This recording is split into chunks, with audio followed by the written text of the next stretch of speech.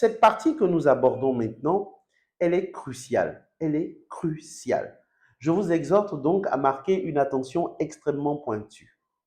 Sur quoi faut-il porter notre attention en tant que parents lorsque nous avons le bulletin scolaire de notre enfant entre les mains? Je fais un petit rappel pour qu'on ne perde pas le fil. Dans un premier temps, nous avons vu comment est structuré un bulletin scolaire. Qu'est-ce qu'on retrouve dans la structure d'un bulletin scolaire? Deuxièmement, nous disons, il n'y a pas que les notes chiffrées qui constituent les éléments les plus marquants de la structure d'un bulletin scolaire. Il n'y a pas que ces notes chiffrées, il n'y a pas que les moyennes donc. Il y a également les compétences qui sont cachées derrière ces moyennes et que vous devez pouvoir faire ressortir dans votre échange, dans votre discussion avec l'enseignant, dans votre discussion même avec votre enfant. Et ces compétences sont rangées en 3 catégories. La catégorie du savoir, la catégorie du savoir-faire et la catégorie du savoir-être. Nous venons d'en parler. Comme indicateur pour faire ressortir les éléments en lien avec les connaissances acquises, donc le savoir, je rappelle que j'ai précisé qu'il faut regarder les résultats dans les évaluations et la compréhension des notions fondamentales du programme. Et là, l'enseignant peut vous renseigner, peut vous donner cette information. Le répétiteur peut vous donner cette information. Au niveau du savoir-faire, je vous ai donné 2 indicateurs. Premier indicateur, les évaluations des travaux pratiques. Deuxième indicateur, la capacité de votre enfant à appliquer les concepts dans des exercices complexes ou dans la vie quotidienne tout simplement. Et au niveau du savoir-être, donc des attitudes de l'enfant, le principal indicateur sur lequel j'ai mis le doigt, c'est l'ensemble des appréciations des enseignants sur l'attitude de votre enfant. D'accord? Ceci étant dit, une fois que nous avons cette masse d'informations sur le bulletin, faut-il nous intéresser à tout en même temps? Non. Il faut prioriser le ciblage de notre attention, je dirais. C'est la raison pour laquelle, dans cette 3e section, nous allons regarder ce sur quoi il faut porter notre attention en tant que parents lorsque nous avons le bulletin scolaire de notre enfant entre les mains. Chers parents, vous avez 3 grandes rubriques. 3 grandes rubriques à alimenter. Une fois que vous avez toutes les informations, ces informations doivent vous permettre d'alimenter les 3 rubriques que vous voyez affichées. Premièrement, les points forts de votre enfant. Les matières dans lesquelles votre enfant excelle. D'accord? Les points faibles de votre enfant. Les matières qui nécessitent un soutien. Et troisièmement, les évolutions par rapport au trimestre précédent ou par rapport à l'année précédente. Je répète, 3 zones prioritaires à renseigner, à analyser. Les points forts, les matières dans lesquelles votre enfant excelle. Les points faibles de l'enfant, les matières qui vont nécessiter un soutien particulier. Et troisièmement, l'évolution de l'enfant par rapport aux évaluations antérieures ou aux périodes d'évaluation antérieures. Car rappelez-vous, nous avons à maintes reprises reprécisé qu'il ne faut pas accorder uniquement de l'importance à la note chiffrée, mais qu'il faut surtout accorder de l'importance aux efforts engagés par l'enfant. Et l'analyse de l'évolution par rapport au trimestre précédent va nous aider à faire cela. Chers parents, nous vous proposons, pour pouvoir alimenter ces 3 grandes rubriques, 2 grandes phases. 2 grandes phases. Première phase, dresser un état des lieux bilan par bilan. Bilan lettres, bilan sciences, bilan autres. Rappelez-vous, nous avons précisé dans la vidéo précédente, lorsque nous abordions la structuration du bulletin, les raisons pour lesquelles les disciplines sont rangées par bilan, par catégorie. Eh bien, nous allons nous servir de ces raisons maintenant, en dressant un état des lieux bilan par bilan. Deuxièmement, donc deuxième phase de notre analyse, nous allons mettre en regard les trois états des lieux. Je reprécise les choses pour qu'on ne perde pas le fil. D'accord? Premièrement, on a regardé comment est structuré le bulletin. Qu'est-ce qu'il y a concrètement décrit sur le bulletin, en d'autres termes. Deuxièmement, et comment ces éléments écrits-là sont positionnés sur le bulletin. Deuxièmement, nous avons mis le doigt sur les compétences qui sont cachées derrière ces notes qui apparaissent sur le bulletin. Et comment faire ressortir ces compétences en s'appuyant sur des indicateurs précis que vous pouvez stimuler lors de vos échanges avec l'enseignant, mais aussi avec votre enfant. D'accord? Deuxièmement. Une fois ceci fait, nous disons, est-ce qu'il faut regarder tout en même temps et avec la même intensité? Non. Et donc, je reviens sur la slide précédente. Nous allons donc regarder les zones prioritaires à analyser. Et analyser les zones prioritaires reviendra à alimenter trois bacs. Le premier bac qui renferme l'ensemble des points forts de l'enfant. Le deuxième bac qui renferme l'ensemble des points faibles de l'enfant. Le troisième bac qui renferme les évolutions de l'enfant par rapport aux périodes d'évaluation précédentes. D'accord? Et pour faire ce travail, nous vous proposons une stratégie en deux phases. Première phase, on va dresser un état des lieux bilan par bilan. Donc sur le bulletin, bilan lettres, bilan sciences, bilan autres, ça va être très utile pour nous à ce stade-là. Une fois qu'on a dressé l'état des lieux bilan par bilan, nous allons maintenant mettre en regard les trois états des lieux. C'est-à-dire qu'on va procéder à une sorte de comparaison, de croisement des informations obtenues après l'état des lieux bilan par bilan. Regardons la première phase ensemble. La méthode que nous vous proposons ici combine une observation structurée par bilan disciplinaire, d'accord, et une analyse des compétences, savoir, savoir-faire et savoir-être. Donc, dresser un état des lieux bilan par bilan consistera à faire la chose suivante. Je prends le bilan sciences et dans le bilan sciences, j'ai par exemple les mathématiques, la physique, chimie ou les sciences de la vie et de la terre. Bon, là, il y a eu une petite erreur là-dessus. Les sciences de la vie et de la terre qui constituent le bilan sciences, par exemple. Et pour chacune de ces disciplines dans le bilan sciences, nous allons faire ressortir les savoirs, donc les connaissances acquises par l'enfant, les savoir-faire, la capacité de l'enfant à appliquer les connaissances qu'il a acquises dans le premier bloc, et puis les savoir-être, les attitudes développées par l'enfant pendant les cours, pendant les évaluations, pour lesquelles l'enseignant a pu avoir des indices. Et dans cette phase 1, nous allons examiner en détail les performances de l'élève dans chaque bilan disciplinaire. C'est-à-dire, on va faire ce travail dans le bilan sciences, on va faire ce travail dans le bilan lettres et on va faire le même travail dans le bilan autres. Mais pourquoi faut-il faire ça? Pourquoi? Certains parents, lors d'un atelier, ont dit, mais c'est un travail trop fastidieux, trop long, trop compliqué. Pourquoi faut-il faire ça? Est-ce qu'on a vraiment besoin de faire ça? Oui, chers parents, on a vraiment besoin de faire ça si on veut se servir du bulletin scolaire comme d'un véritable outil de progression. D'accord? Donc, première raison. Cette façon de procéder, donc l'état des lieux à réaliser, va nous permettre une lecture fine des performances de l'enfant. Donc, analyser une matière à travers ces trois prismes, savoir, savoir-faire et savoir-être, va vous permettre de comprendre non seulement les résultats obtenus par l'enfant, mais aussi les compétences sous-jacentes et les comportements qui influencent les résultats que vous voyez là.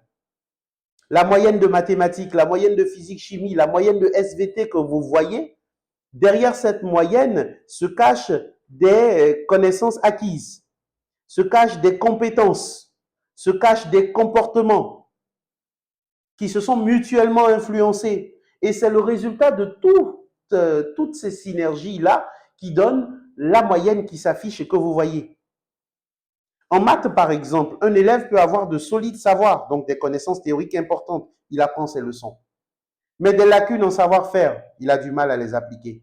Ou en savoir-être, il manque de persévérance. D'accord? Et cet état des lieux vous permettra de faire sortir cela. Deuxième raison pour laquelle ce travail d'état des lieux est très important, il permet une prise en compte de la diversité des compétences de l'enfant. Chaque matière sollicite des combinaisons différentes de savoir, de savoir-faire et de savoir-être. Et cette méthode-là met en valeur cette diversité en adaptant l'analyse à la nature de chaque discipline.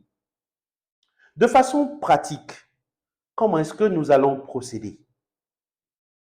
Pour chaque discipline d'un bilan, nous allons nous poser des questions précises. Là, on est dans comment on va faire la chose. Je viens de vous préciser pourquoi il faut faire cet état des lieux. D'abord, pour avoir une lecture fine des performances. Ensuite, pour prendre en compte la diversité des compétences de l'enfant. Maintenant, comment on va procéder? On va se poser un certain nombre de questions. Pour faire ressortir le bloc savoir, donc l'ensemble des connaissances acquises par l'enfant, qui sont cachées derrière les moyennes des différentes matières, vous pouvez poser deux questions. Première question, l'élève maîtrise-t-il les notions fondamentales enseignées dans cette discipline? Bien sûr, au cours du trimestre dont il s'agit. Et les réponses à cette question peuvent venir de trois sources. Source numéro 1, la source que vous pratiquez, avec laquelle vous êtes en contact en permanence, votre enfant lui-même. Deuxième source, le répétiteur, si l'enfant en a un. Troisième source, avec laquelle vous n'êtes pas régulièrement en contact, l'enseignant. Deuxième question, les notes obtenues par l'élève reflètent-elles une bonne compréhension des contenus? Ces deux questions vont vous permettre, lors des échanges, par exemple pendant une journée portes ouvertes, lors des échanges avec l'enseignant, vous allez pouvoir donner du contenu, faire cet état des lieux. Et si vous n'avez pas eu suffisamment de temps pour le faire pendant la journée portes ouvertes, vous pouvez vous appuyer sur le répétiteur ou obtenir des rendez-vous spécifiques avec l'enseignant pour mettre du contenu, pour donner des réponses à ces questions. Pour ce qui concerne le savoir-faire, vous pouvez vous poser les questions suivantes. L'élève parvient-il à appliquer ses connaissances dans des situations variées? Deuxième question, montre-t-il une capacité à résoudre des problèmes complexes ou à relier les notions entre elles? Lorsque nous réussissons à donner des réponses à cette question, nous faisons l'état des lieux dans un bilan discipline par discipline relativement à la compétence, aux compétences savoir-faire. Donc relativement à la capacité de l'enfant d'appliquer ce qu'il apprend. Pour ce qui concerne le savoir-être, on peut se poser la première question suivante. Quel est le comportement de l'élève face à l'apprentissage? Comment l'enfant se conduit-il lorsqu'il est en train d'étudier? En classe ou à la maison? Le répétiteur, l'enfant lui-même et l'enseignant en classe peuvent être et sont des sources importantes que vous devez explorer. Deuxième question que vous pouvez vous poser à ce niveau. Les commentaires de l'enseignant mettent-ils en évidence des attitudes spécifiques influençant le résultat? Chers parents, lorsque vous avez répondu à ces questions, vous venez de réaliser l'état des lieux dans un bilan. D'accord? Et à partir des réponses que vous allez obtenir de ces questions-là, vous allez formuler une observation générale. Comment formuler une observation générale? Nous allons regarder cela tout de suite. D'abord, il faut savoir que l'observation générale doit synthétiser les éléments qui sont identifiés dans chaque discipline. Je reprécise les éléments identifiés dans chaque discipline autour des trois compétences clés, savoir, savoir-faire et savoir-être. D'accord? Et cette synthèse doit être claire, concise et refléter les points communs, les tendances générales ainsi que les axes d'amélioration transversaux. C'est-à-dire qu'on va retrouver dans plusieurs disciplines appartenant à des bilans différents. Ça peut aller jusque-là. D'accord? Alors, une observation générale se structure de façon assez particulière si vous devez la rédiger. D'accord? Nous avons une introduction, l'analyse des savoirs, l'analyse des savoir-faire et l'analyse des savoir-être. D'accord? On va prendre des exemples. On va prendre des exemples des exemples, je dirais, d'observations générales qui ont déjà été rédigées. Et on pourra, dans ces observations, faire ressortir les éléments que je viens de vous présenter. Donc, je répète, une observation générale se structure de la façon suivante, c'est-à-dire quand j'ai fini de me poser les questions dont on a parlé tout à l'heure, j'ai les réponses de ces questions. J'utilise ces réponses pour faire une observation générale sur le bilan que je suis en train d'analyser. D'accord? Et une fois que j'ai pu avoir les éléments de mon observation générale, c'est-à-dire les points communs, les tendances générales ou les axes d'amélioration, je peux maintenant rédiger mon observation globale. Et dans cette observation globale, j'ai d'abord une introduction, donc une vue d'ensemble du bilan. D'accord? On peut commencer par un résumé global des performances du bilan. On mentionne brièvement si les résultats sont globalement positifs, moyens ou en difficulté. Ensuite, deuxième partie de l'observation générale, l'analyse des savoirs. Donc, on détaille si l'élève maîtrise globalement les notions fondamentales dans les disciplines du bilan concernées. Si certaines lacunes existent, on précise si elles sont spécifiques à une matière ou si elles sont transversales. Troisième élément de l'observation générale, l'analyse des savoir-faire. Ensuite, l'analyse des savoir-être. Et enfin, on fait une conclusion et on donne des recommandations.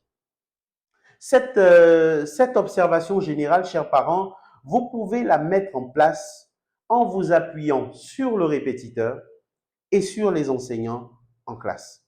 Prenons des exemples simples. Hein. Prenons un exemple dans le cas d'un résultat globalement satisfaisant. D'accord?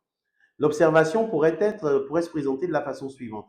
Le bilan science montre des résultats solides et homogènes, reflétant une bonne maîtrise des notions fondamentales, donc des savoirs, dans l'ensemble des disciplines, notamment en mathématiques et en physique-chimie. L'élève démontre également une capacité satisfaisante à appliquer les concepts, donc les savoir-faire, bien que des difficultés ponctuelles soient relevées en SVT dans l'analyse des données expérimentales. Sur le plan du savoir-être, son attitude en classe est généralement positive, avec un engagement régulier et une bonne organisation dans les devoirs. Pour continuer à progresser, il pourrait bénéficier d'un accompagnement méthodologique pour renforcer sa capacité à structurer ses réponses en biologie. On a dans cette observation générale rédigée une introduction, une analyse des savoirs, une analyse des savoir-faire, une analyse des savoir-être et une conclusion suivie de recommandations. D'accord? Dans une conclusion dans laquelle nous avons des recommandations.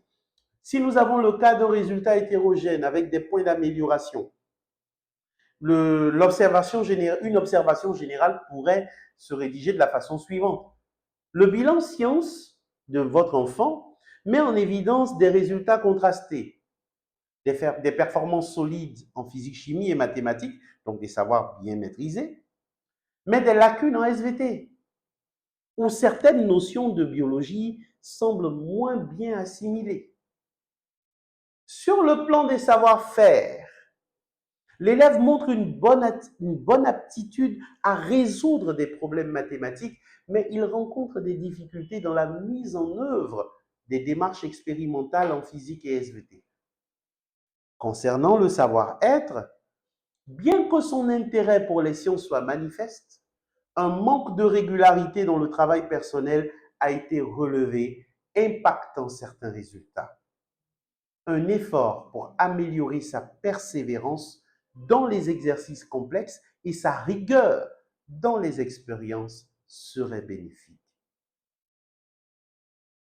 Pour certains parents, réaliser ce travail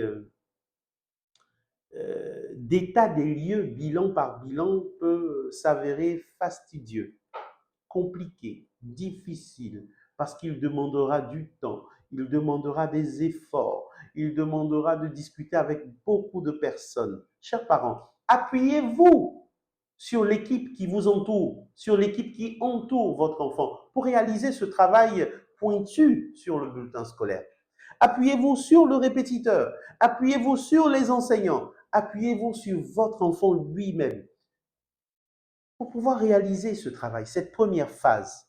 Donc, une fois qu'on a dressé l'état des lieux qui est sanctionné par la rédaction d'observation générale, nous pouvons passer à la deuxième phase, la mise en regard des 3 bilans. Dans cette phase, l'objectif est d'identifier les tendances transversales, c'est-à-dire les tendances qu'on va retrouver dans les 3 bilans ou dans 2 des 3 bilans. D'accord? Les écarts significatifs et les besoins. Je reprends un peu l'ensemble des points que nous avons traversés, chers parents, pour que vous ne perdiez pas le fil. Dans la vidéo précédente, on a regardé comment se structure un bulletin scolaire. Qu'est-ce qu'il y a sur un bulletin scolaire concrètement? Et comment sont disposés les éléments sur un bulletin scolaire? Une fois qu'on l'a fait, aujourd'hui, nous avons commencé par dire, attention, sur un bulletin scolaire, il n'y a pas que des moyennes. Il y a aussi des compétences. Seulement, les compétences ne sont pas aussi clairement affichées que les moyennes. Et ces compétences, il faut les faire ressortir. On a précisé que ces compétences sont de 3 ordres. Le groupe des savoirs, donc les connaissances acquises, le groupe des savoir-faire, donc les habiletés, et le groupe des savoir-être, donc les attitudes de l'enfant. Une fois qu'on l'a fait, on s'est dit, bien, à ce stade, on a une floraison d'informations qui émanent du bulletin scolaire. Comment on fait avec tout ça? Sur quoi on porte notre attention? On commence par quoi concrètement? Et nous vous disons ici que pour tirer le maximum de profit de cet ensemble d'informations, vous allez faire 2 choses. Donc, vous allez utiliser une méthodologie en 2 phases. Première phase, vous allez dresser un état des lieux bilan par bilan. Rappelez-vous, dans la vidéo précédente, on a précisé pourquoi les matières sont rangées bilan par bilan. Pourquoi les matières sont rangées par catégorie. Catégorie sciences, bilan sciences. Catégorie lettres, bilan lettres. Catégorie autres, bilan autres. On a dit pourquoi c'est fait comme ça. Référez-vous donc à la vidéo précédente. On va faire un état des lieux, bilan par bilan. Et après l'état des lieux, bilan par bilan, on va comparer ces différents états des lieux. L'état des lieux bilan sciences, l'état des lieux du bilan lettres, l'état des lieux du bilan autres. Ces 3 états des lieux vont être croisés. Dans la première phase, état des lieux bilan par bilan, nous vous avons proposé une méthodologie simple, des questions à se poser. Je prends par exemple le bilan lettres. Dans le bilan lettres, j'ai le français, j'ai l'anglais, j'ai l'histoire géo, par exemple. Alors, je prends le français. Et pour le français, dans mes échanges avec le répétiteur, avec mon enfant ou avec le professeur de français de l'enfant en classe, je vais me poser un certain nombre de questions. Questions auxquelles nous allons ensemble répondre. Mon enfant maîtrise-t-il les notions fondamentales enseignées que vous lui avez enseignées ce trimestre-là, qu'il a apprises en classe ce trimestre? Est-ce que les notes qu'il a obtenues là reflètent chez mon enfant une bonne compréhension des contenus? De la même façon, nous avons précisé des questions autour desquelles les discussions doivent se mener pour faire ressortir les savoir-faire chez votre enfant. Et on est toujours dans la phase 1 d'état des lieux. La même chose va être faite avec le savoir-être. Une fois qu'on a mené les discussions avec le répétiteur, l'élève lui-même et l'enseignant en classe autour de ces questions, on a des éléments qui nous permettent donc de dresser un état des lieux du bilan analysé. Une fois qu'on a fait l'état des lieux du bilan sciences, l'état des lieux du bilan lettres, l'état des lieux du bilan autres, nous allons croiser tout ça. C'est à cette étape que nous sommes. Et je précise, avant de mettre les 2 pieds dans le plat, que cette phase a pour objectif d'identifier les tendances transversales, c'est-à-dire les éléments qu'on va retrouver, les mouvements qu'on va retrouver dans au moins deux des bilans, les écarts significatifs entre les différents bilans et les besoins de l'enfant. Alors, comment est-ce que nous allons mettre en œuvre cette phase 2?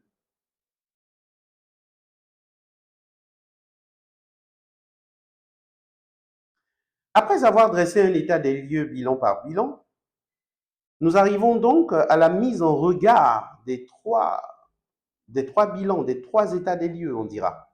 Et cette mise en regard des trois bilans consiste à croiser les résultats, à croiser les observations issues de ces bilans pour obtenir une vision globale des performances de mon enfant. Et cette phase va nous permettre, comme on a dit tout à l'heure, d'identifier les tendances transversales, les écarts significatifs, les besoins spécifiques de l'enfant. Pour conduire efficacement cette phase 2, qui consiste à mettre en regard les trois bilans, donc à comparer, à croiser ces trois bilans, chers parents, vous pouvez suivre la méthode suivante, que nous allons illustrer bien sûr. Une méthode en trois parties. Premièrement, préparer les données des bilans. Et ça a été fait à la phase 1. D'accord? Deuxièmement, comparer les bilans. Donc, on va croiser les données. On verra tout à l'heure comment procéder.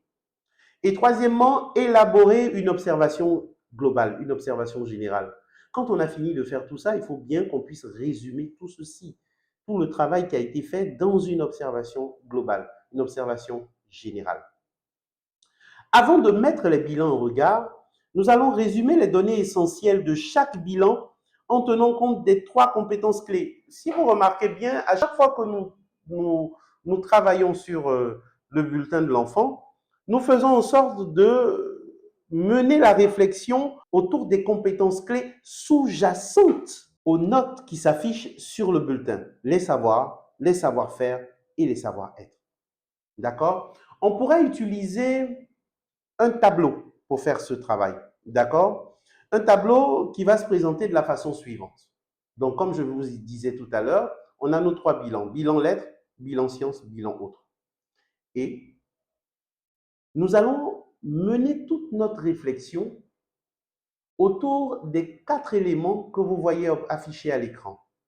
Les moyennes générales obtenues dans ces différents bilans, les forces de mon enfant bilan par bilan, et ça, la phase 1 m'a permis de les mettre en évidence. Les faiblesses de mon enfant bilan par bilan, la phase 1 m'a permis de le faire, et les observations générales, on a regardé comment il fallait les rédiger. Ou même si on ne les rédige pas sous forme de texte, les éléments qui constituent cette observation générale doivent pouvoir être notés quelque part. D'accord? Alors, prenons un exemple simple. Prenons le cas d'un enfant qui, en bilan lettres, a obtenu 11 sur 20. Dans le bilan lettres, on a français, anglais, histoire, géo, espagnol, allemand, etc. D'accord? Donc, le condensé de toutes ces matières dit que l'enfant en lettres a 11 de moyenne. Les forces que nous avons fait ressortir à partir de l'état des lieux que nous avons effectué dans la phase 1 nous disent que l'enfant a une bonne compréhension des textes en français notamment.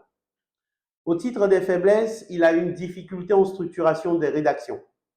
Donc, l'observation générale nous dit qu'il présente un manque de régularité dans les devoirs.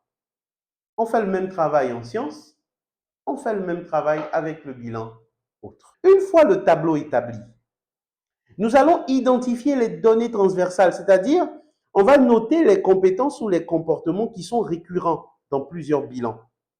Par exemple, le manque de méthodologie en sciences expérimentales et en rédaction littéraire.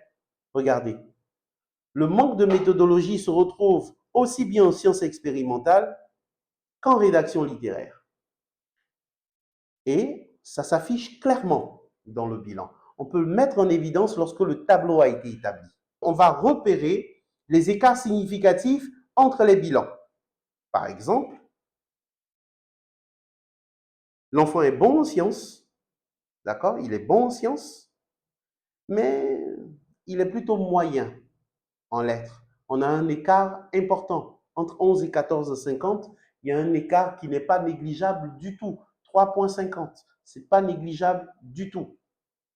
Donc, les écarts significatifs sont mis en évidence. Les éléments transversaux sont également mis en évidence.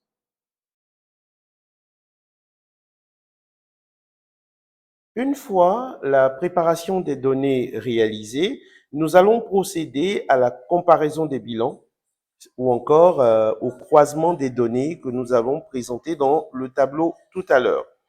Alors, cela va se faire en 3 étapes. À l'étape 1, nous allons analyser les écarts de performance. Cela consistera à repérer les bilans dans lesquels l'élève excelle, les bilans là où l'élève est moyen, là où l'élève rencontre des difficultés et à analyser les écarts entre les disciplines. D'accord? Par exemple, dans notre cas, on a une bonne performance en sciences, 14,50, mais une performance plus ou moins moyenne dans les lettres, par exemple. Ce sont des éléments qui vont être mis en évidence, qui vont être comparés, qui vont être analysés. À l'étape 2, nous allons identifier les forces transversales. Et ça va consister en quoi? Repérer les points forts communs à plusieurs bilans, identifier les faiblesses qui pourront être compensées par les points forts qu'on aura mis en évidence un peu plus haut. Et à l'étape 3, nous allons repérer les défis transversaux, c'est-à-dire identifier les lacunes ou les besoins communs. Lacunes ou besoins communs à différents bilans. D'accord? Alors, une fois que ceci est fait, en s'appuyant sur toutes les analyses précédentes, nous allons procéder à la mise en place d'une observation globale qui va nous permettre, en fait, qui va devoir répondre à un certain nombre de questions comme quels sont les points forts généraux de l'élève. Donc, une fois que j'ai préparé les données, j'ai croisé les données entre les différents bilans, je vais maintenant rédiger une observation, élaborer une observation globale qui va en fait apporter des réponses aux questions suivantes. Quels sont les points forts généraux de mon enfant? Quelles sont les difficultés ou les besoins spécifiques que j'ai pu identifier? Quels sont les défis ou besoins transversaux, c'est-à-dire qui concernent au moins 2 des bilans? Quels sont les axes d'amélioration prioritaires qui se dégagent? D'accord? Et la réponse à ces questions va se retrouver dans l'observation globale et à partir de là, je vais pouvoir passer à une action un peu mieux coordonnée. Alors, l'observation globale dont on parlait tout à l'heure, pour ceux qui souhaitent la rédiger, comment est-ce qu'elle devrait être rédigée?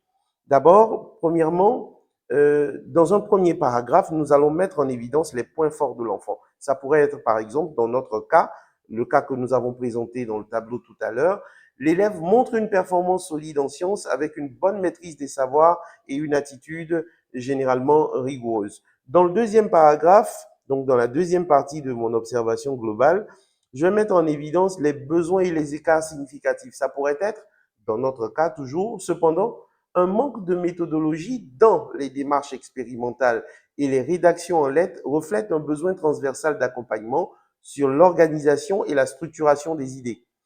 L'attitude fluctuante dans les matières artistiques indique également une motivation inégale. Et enfin, dans un troisième paragraphe, je vais effectuer des recommandations. Par exemple, un travail sur la régularité dans les efforts et sur la méthodologie de travail pourrait renforcer ces résultats dans l'ensemble des bilans. À partir de là, j'ai une observation globale sur sur le travail réalisé par mon enfant durant ce trimestre. D'accord? Et on pourrait résumer toute cette phase 2 que nous venons de parcourir dans un tableau simple que je vous présente ici. Donc, j'ai les 3 types de compétences sur lesquelles je porte mon attention, que je veux analyser, savoir, savoir-faire et savoir-être. J'ai en face de ces 3 types de compétences les 3 bilans que j'ai croisés, que j'ai analysés. Et pour chacun de ces bilans, je vais mettre en évidence les compétences concernées et produire les observations générales correspondantes. D'accord? Prenons notre exemple. Hein. Pour la compétence savoir, le travail que nous avons effectué nous a permis de voir qu'en lettres, notre enfant a une bonne compréhension, mais des lacunes en analyse. En sciences, il a des connaissances solides et dans les autres disciplines, les notions sont très peu approfondies chez lui. de façon globale, sur la compétence savoir, notre enfant a une bonne maîtrise des savoirs en sciences, mais il a besoin de structuration, notamment en lettres et en arts. Et on fait le même travail, donc, avec le savoir-faire, avec le savoir-être. À partir de là, nous avons un résumé de la phase 2 qui consistait à croiser les données que nous avons pu tirer de l'état des lieux effectué bilan par bilan dans la phase 1. D'accord? À cette étape, l'analyse du bulletin de notre enfant est achevée. Nous allons pouvoir maintenant passer à l'interprétation des données mises en évidence.